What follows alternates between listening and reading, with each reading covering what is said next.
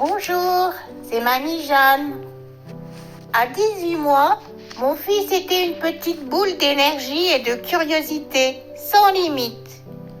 Chaque jour apportait son lot de surprises et parfois de catastrophes. Il adorait explorer la nature, les fleurs, les insectes, les rampants. Et un jour, il a trouvé un petit ver. Il avait les yeux bleus, m'a-t-il dit. Il l'observait comme un trésor. Et moi, je ne pouvais m'empêcher de sourire devant tant de fascination. Un matin, il a décidé de donner le bain à des oisillons pour voir s'ils savaient nager, puis de les sécher au sèche-cheveux. Je n'en revenais pas.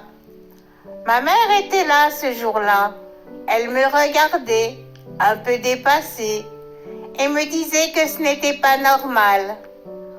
Moi, je voyais surtout un enfant curieux, vivant, qui découvrait le monde à sa manière.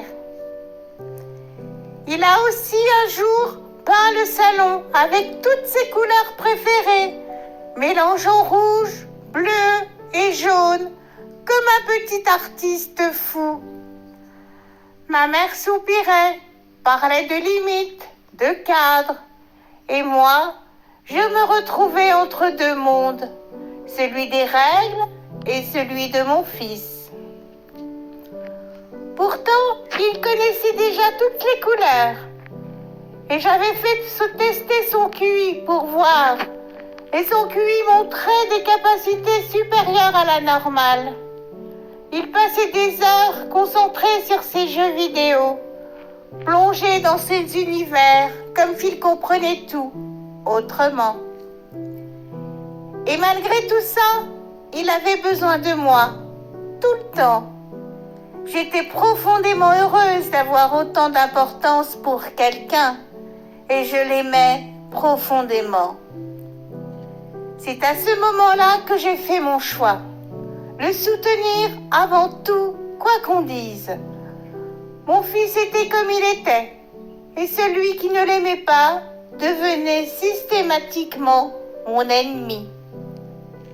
Et encore aujourd'hui, j'en souris.